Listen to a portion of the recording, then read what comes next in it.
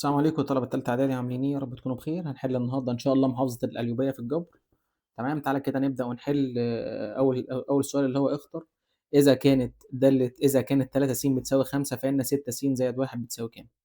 تمام، هو مديك هنا في الأول يا مستر 3 س بتساوي 5، أنا عايز الس هاقسم على ال3 هنا وعلى ال3 هنا، دي راحت مع دي، تبقى الس بتساوي 5 على ال3. تمام، طب أنا عاوز دلوقتي 6 س زائد 1، أشيل الس أكتب مكانها 5 على ال3. تمام، 5 في 6 ب30، 30 على ال3 فيها ال10، 10 زائد 1 يبقى كام دلوقتي 11، فهنا أنا هاختار 11 اللي هو اختيار أ. تمام، السؤال رقم 2 بيقول لي هنا إذا كانت 3 أس س زائد 2 بتساوي كام؟ بتساوي 27، أدي 3 أس س زائد 2 بتساوي 27. عندي س في الأس يبقى دي اسمها معادلة أسية، فأنا عايز أخلي الأساس زي الأساس عشان يبقى الأس بيساوي الأس. تمام، فال27 دي هاخليها 3 أس 3. خلّيت الأساس يا مستر زي الأساس، يبقى الأس كده بيساوي الأس، يبقى هنا س زائد 2 بتساوي 3. تطلع ال2 دي برّه كده برّه بعكس الإشارة، يبقى دي 3 ناقص 2 تبقى الس هنا هتساوي كام؟ 1. فأنا هنا هاختار الس ب1 اللي هو الاختيار ب. سؤال رقم 3 بيقول لك هنا إذا كانت س زائد 1 وص ناقص 2 بتساوي 3 و4 فإن ص على س بتساوي كام؟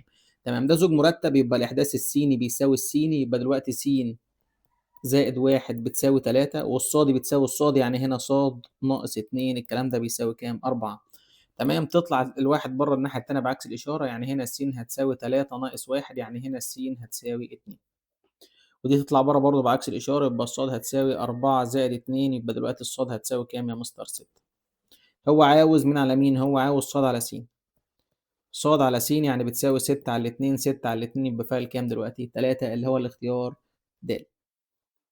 سؤال رقم 4 إذا كانت س ب2، يعني دلوقتي فيها كام عنصر؟ فيها عنصر واحد بس، يعني دلوقتي أدي ن س تساوي 1 فيها رقم واحد بس، ون ص هو مديها لي ب2. تمام، فإن عايز ن س في ص، س في ص يعني أنا هاضرب دي في دي، 1 في 2، 1 في 2 يبقى بكام زوج مرتب؟ 2 زوج مرتب اللي هو الاختيار رقم ب. السؤال رقم 5 بيقول لي هنا في رقم 5 إذا كانت النقطة ك وك تربيع ناقص 9 تقع أعلى محور مين؟ السينات. فإن ك يمكن أن تساوي كام؟ يعني إيه تقع أعلى محور السينات يا مستر؟ يعني هنا تبقى الكاف أكبر، يعني هنا الصاد أكبر من الصفر. أفهم بس الرسمة، عملت كده شبكة تربيعية قدام عينيا، تمام؟ ده محور س وده كده محور ص، هي النقطة تقع أعلى محور السينات، يعني ممكن تبقى هنا، ممكن تبقى هنا، ممكن تبقى هنا، ممكن تبقى هنا، ممكن تبقى هنا، أي رقم فوق محور السينات عندك هنا الصاد أكبر من الصفر، يعني الصاد رقم موجب. حلو الكلام، فدلوقتي هو مديك الصاد اللي هي ك تربيع ناقص 9، أنا خلاص عرفت إن ده أكبر من مين؟ أكبر من الصفر. فإيه الرقم اللي أعوض بيه هنا؟ تمام؟ من الأرقام 1 و2 و3 و4 يديني أكبر من الصفر كده، أو ممكن أطلع 9 كده بره بعكس الإشارة، يعني دلوقتي ك تربيع هتبقى أكبر من ال9. هعوض مكان الكاف بالأرقام دي اللي هو الواحد أو الاثنين أو الثلاثة أو الأربعة اللي هو موجود عندي في الاختيارات. لو أنا عوضت هنا بواحد هيبقى واحد تربيع بواحد، الواحد أكبر من التسعة؟ لا غلط. طب لو أنا عوضت بالاثنين، اتنين تربيع بأربعة أكبر من التسعة؟ لا برضه غلط. طب لو أنا عوضت بثلاثة، ثلاثة تربيع بتسعة مش اكبر من 9، يبقى مين اللي هتنفع معايا دلوقتي؟ الاربعه، يبقى دلوقتي 4 تربيع دي اللي هي ب 16، وال16 دي اكبر من مين يا مستر؟ اكبر من التسعه، يبقى هي دي بس اللي تنفع معايا. تمام فهمتوها؟ طب السؤال اللي بعديه رقم 6. رقم 6 بيقول لي هنا اذا كان 2 و7 ينتمي لبيان الداله، يعني ايه الزوج المرتب ده 2 و7 ينتمي لبيان الداله؟ يعني دلوقتي السين هي اللي ب2، تمام، والصاد او الداله بتاعتي هي اللي ب7. تمام، طب هو مديك الداله أ س -5، الدالة اللي هو مديها لي أهي هاكتبها أدي د س تساوي أ س -5. تمام، معنى إيه الكلام ده؟ دالة س دي اللي هي أصلًا صاد، يعني الصاد دلوقتي بتساوي أ س -5، يعني أشيل السين أكتب مكانها كام؟ 2 وأشيل الصاد أكتب مكانها كام دلوقتي؟ 7. فهنا أدي 7 بتساوي أشيل السين أكتب مكانها 2 تبقى 2 أ ناقص 5. تمام، ممكن دي تبقى مكتوبة كده الناحية التانية بالشكل ده.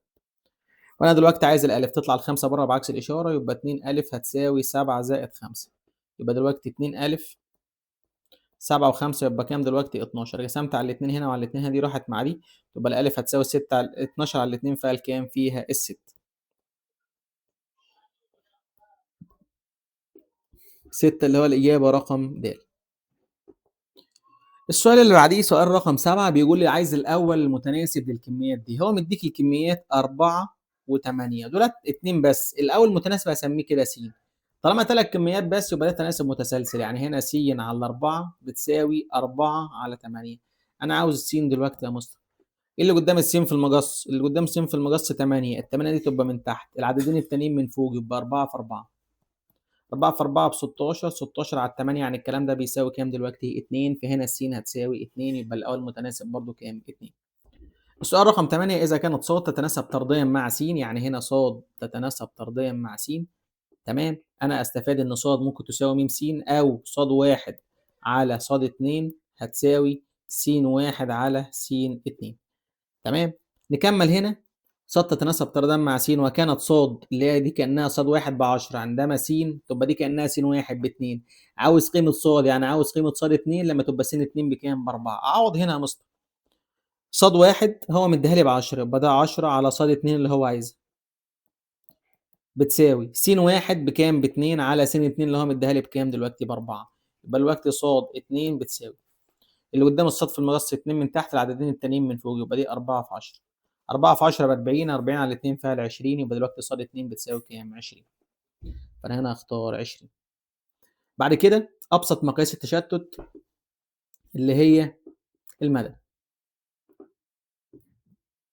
السؤال رقم 10 بيقول لي هنا اذا كانت س بتساوي 1 و2 و3 وكانت ع علاقه على س، يعني هو مش مديني هنا غير س واحده بس، فانا كان الس هنا مكتوبه لي مرتين، يعني هنا ادي الس بتساوي 1 و2 و3، وفي س تاني عشان تبقى مجموعتين، يعني 1 و2 و3.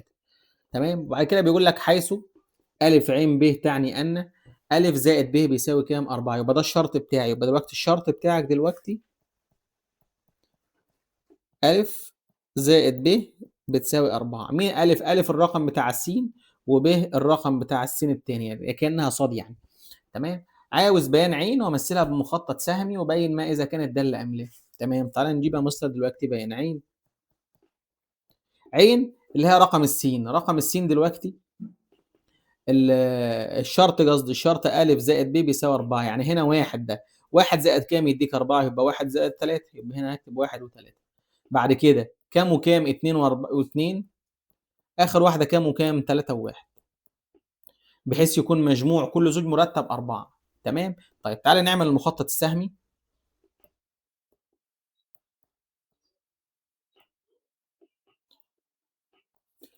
عملنا المخطط السهمي هنا كده س، وفي واحدة تانية زي جنبيها تاني اسمها س. السين كانت بكام؟ كانت بواحد واثنين وثلاثة، ودي برضو واحد واثنين وثلاثة. تمام. أنا خدت الواحد مع الثلاثة والاثنين مع الاثنين والثلاثة مع كام؟ مع الواحد. تمام. دي دالة ولا مش دالة؟ دي دالة. ليه دالة؟ لأن كل عنصر من عناصر س خرج منه سهم واحد فقط. تمام. طب هنا عايز المدى. المدى الارقام اللي انت خدتها من هنا كده اللي هي كام وكام؟ واحد واثنين وثلاثة. السؤال رقم 11 بيقول لك هنا اذا كان ب وسط متناسب. لما يقول لك وسط متناسب او تناسب متسلسل، وسط متناسب هو تناسب متسلسل، هقول دلوقتي يبقى ا على ب بتساوي ب على ج، الكلام ده بيساوي م، ومنها هنا هتقول له يا باشا ان الب هتساوي ج م. تمام. والالف هتساوي ج م تربيع. حلو الكلام. طيب اثبت. يبقى الطرف الايمن لوحديه والطرف الايسر. الايمن هنا هو مديك الايمن اسمه ا زائد ب على ب زائد ج. تمام. طيب تعال نعوض. اشيل الالف اكتب قيمتها واشيل الب اكتب قيمتها. الالف بج م تربيع زائد الب ج م، وتحت الب بج م زائد ج.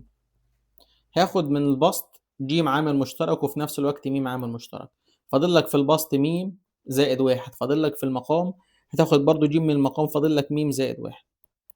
تمام. تعال نختصر. م زائد واحد تروح مع م زائد واحد، والجيم تروح مع الجيم، يعني الطرف الايمن دلوقتي بتساوي ايه؟ بيساوي م. طب تعال نشوف الطرف الايسر، لازم برضو يطلع بيساوي م. الايسر اسمه أ على ب. تعال نعوض يا مستر، الألف بج م تربيع والب بج م. تعال نختصر كده، الجيم تروح مع الجيم وميم تربيع على ميم، يبقى الكلام ده بيساوي ايه؟ ميم. يبقى دلوقتي الايمن بيساوي ميم والايسر بيساوي ميم. هقول دلوقتي اذا الايمن يساوي مين؟ الايسر. تمام. السؤال رقم 12 بيقول لي اذا كانت الكميات ا وب وج ود الكميات متناسبه. كميات متناسبه عادي جدا، مش تناسب متسلسل. متناسبه يبقى ا على ب بتساوي ج على د. الكلام ده بيساوي مين؟ منها هقول له ان الالف هيساوي ب م والجيم هتساوي د م. تمام. ودول كده هستخدمهم في الحل بتاعي. اثبت برضو يبقى الطرف الايمن لوحدي والطرف الايسر لوحدي. الطرف الايمن هنا اسمه 3 الف. 3 الالف هخليها قوس زائد 2 ج، الجيم برضو هخليها قوس على 3 ب. الب هخليها قوس زائد 2 د، الدال برضو كده هخليها قوس. واكتب جوه القوس الارقام بتاعتي. 3 الف في الاول تبقى الالف بب م والجيم بدال م، وهنا 3 ب. الب ملهاش تعويضه ولا الدال برضو لها تعويضه. طب تعال نشوف. 3 في ب م تبقى دي 3 ب م زائد 2 ب م على 3 ب زائد 2 د. تمام. ده هاخد دلوقتي م عامل مشترك، يبقى فاضل لي 3 ب زائد 2 ب 3 ب زائد 2 د. معلش انا هنا غلطت هنا وغلطت هنا.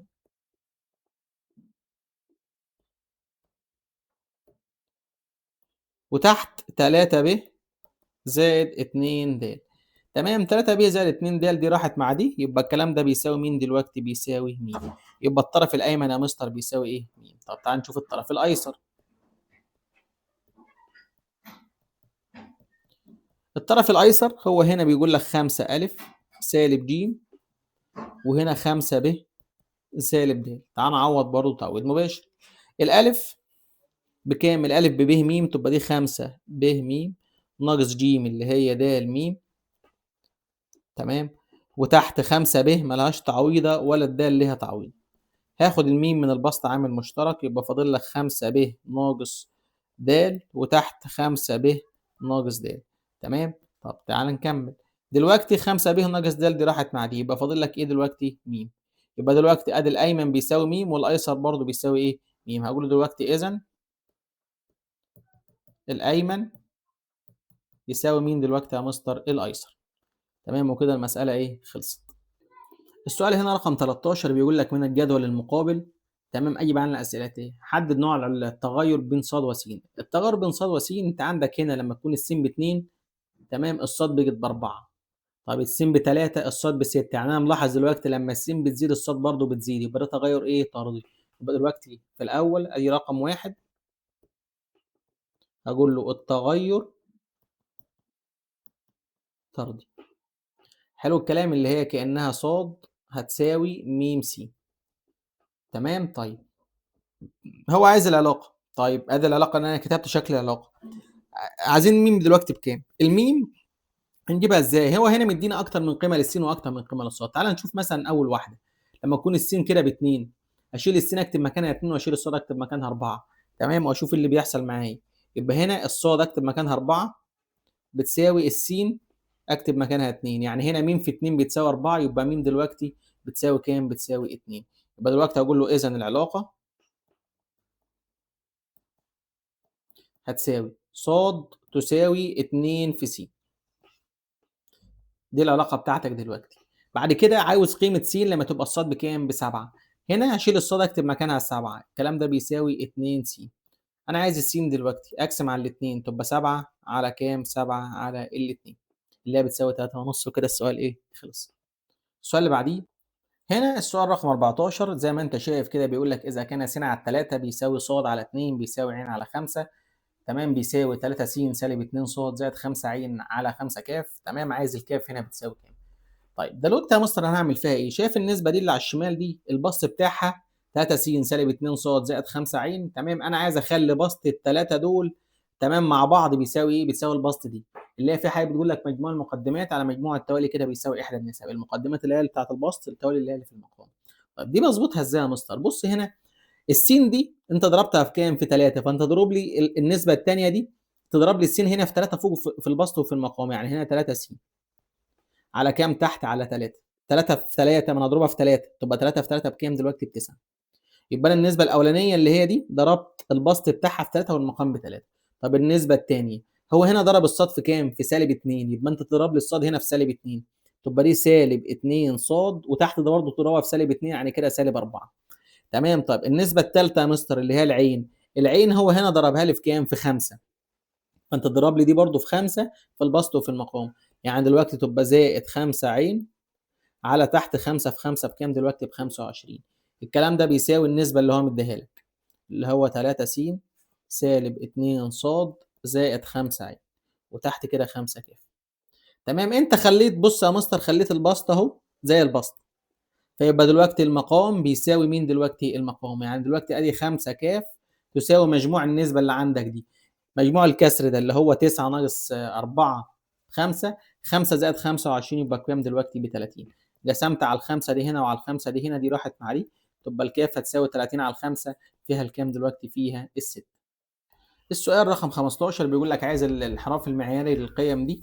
تمام. انت عشان تجيب الانحراف المعياري لازم تجيب له كده الوسط الحسابي. هتقول له دلوقتي ادي الوسط الحسابي اللي هو بيساوي سيجما بالشكل ده، مجموع القيم على عددهم، مجموع القيم اللي هو 2 زائد 7 زائد 3 زائد 6 زائد 8 زائد 4، على عددهم كام؟ 1 1 2 3 4 5 6. الكلام ده هيديك بكام دلوقتي؟ هيديك 5. يبقى الوسط الحسابي بكام؟ ب5. تجيب له الانحراف المعياري، الانحراف المعياري تعمل كده الجدول،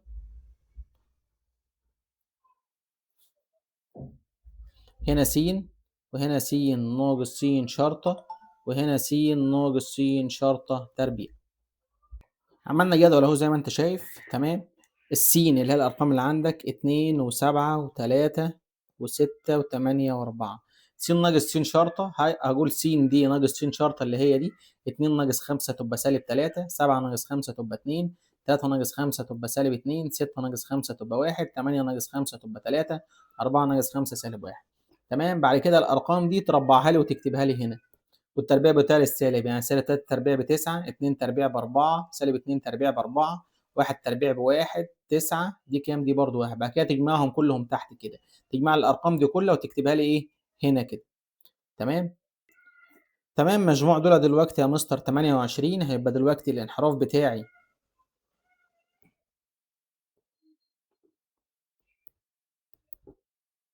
اللي هو سيجما، اللي هو بيساوي جذر س ناقص س شرطة تربيع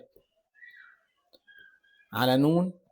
تمام. ادي سيجما بيساوي جذر س ناقص س شرط تربيع اللي هو المجموع ده، المجموع ده اللي هو ب 28 على عددهم اللي هم كام دلوقتي؟ 6. هتعمل لي دي يا باشا بالآلة، هتطلع لك بيساوي تقريبا كام؟ 2 و16 من 100، وكده السؤال ايه؟ خلص.